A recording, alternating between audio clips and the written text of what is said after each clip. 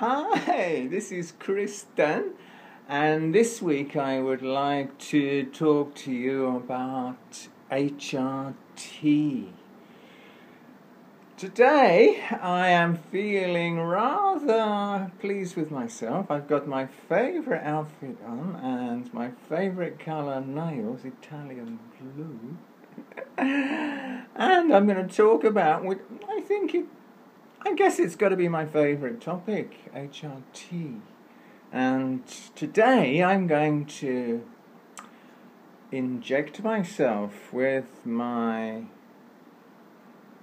pro-gainer. Okay, and this week, 10 days actually, I've been taking pills.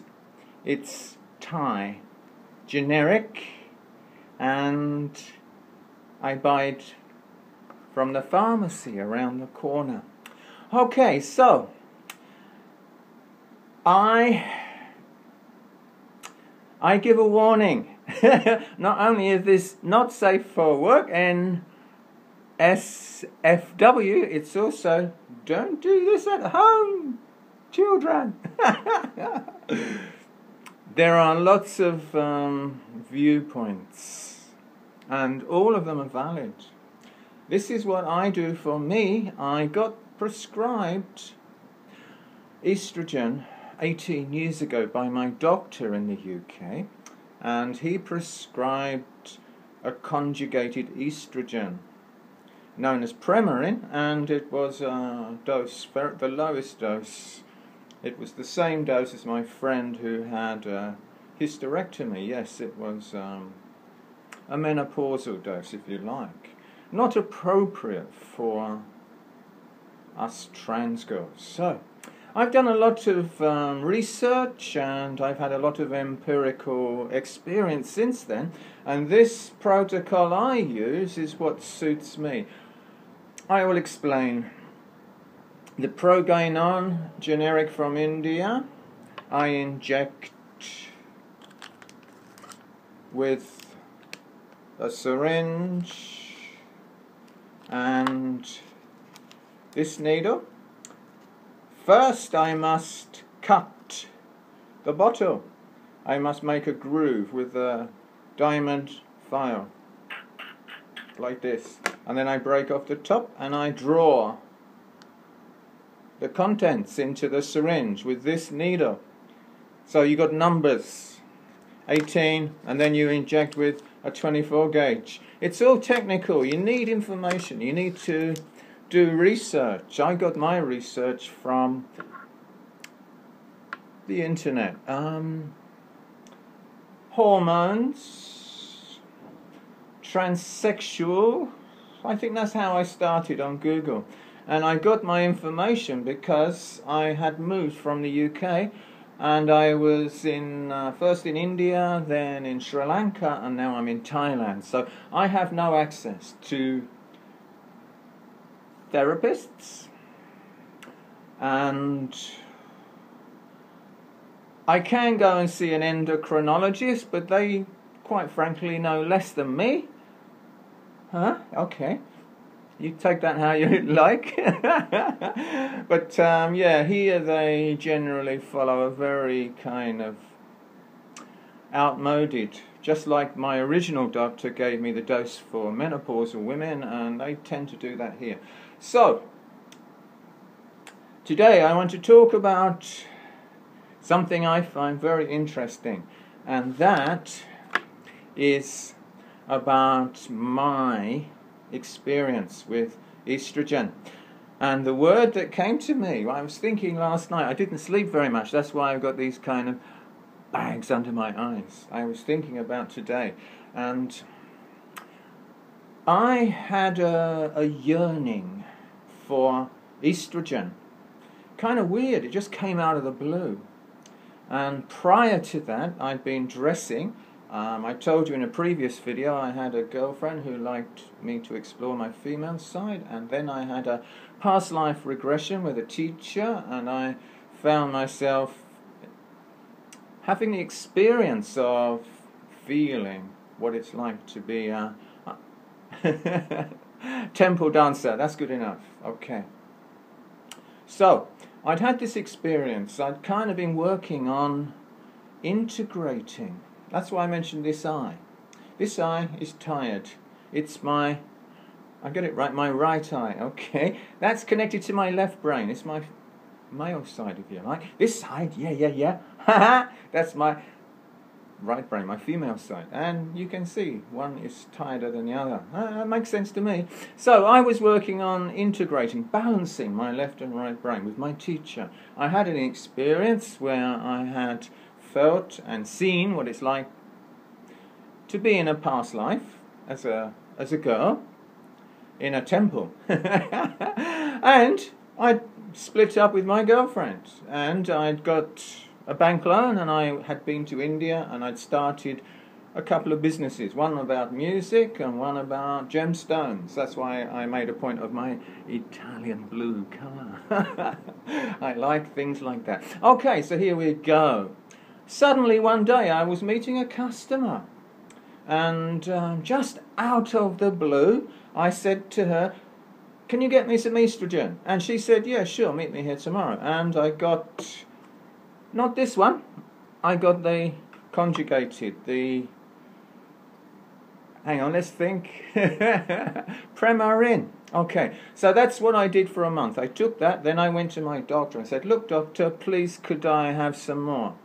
I had a kind of craving, I needed it. She said, "Yeah, sure, but you must promise to go to Charing Cross and see the therapist." Okay, so I kind of knew as a lesbian and other details that at that time the gatekeepers would not accept me. Anyway, I had already started spending a lot of time in India and then Sri Lanka and finally here. So I'm considering, where does that come from? That kind of yearning, that kind of, yeah, it's a feeling, isn't it? Okay, so I had learned a fair bit about myself before I took any estrogen, but I didn't really know the full implication. I do now. 18 years later, I do know I had a kind of a condition. Okay, gender dysphoria. For me, it had strange urges. That's another word, isn't it? Yearning, urge, craving. Yeah, I bought a purple mini skirt, velvet. It was gorgeous, and blue suede. This colour, strangely enough, blue suede skateboard shoes. Okay, and I went to a local festival at the 21st, the winter solstice, Yuletide, and I dressed as a female for the first time. Okay, and it was fun. But later, when I got the estrogen, I felt better. I suddenly felt a hell of a lot better than I did when I was just exploring dressing with my girlfriend, and I suddenly kind of, I don't know, it's like now, 18 years on, now that I've committed to my transition, I'm 2 years and 2 weeks into my transition, and now I know I had gender dysphoria, I had social phobia, I was shy, I felt awkward with other people, and I had depression. It was misdiagnosed as bipolar depression, and as well as having a kind of risk-taking behaviour. I just love fast machinery, like a fast motorbike and a fast rally car. I used to drive as often as I could at top speed, 150 miles an hour, in both my car or my bike, and very risky behaviour. And I didn't understand at the time that I was drinking a lot, taking drugs especially, because I was trying to cover up my feelings, my kind of gender dysphoria. It wasn't until I fully committed to my transition, I got the proper full dose of my hormones, not the initial kind of half menopausal dose. Now I'm on full Transgirl HRT.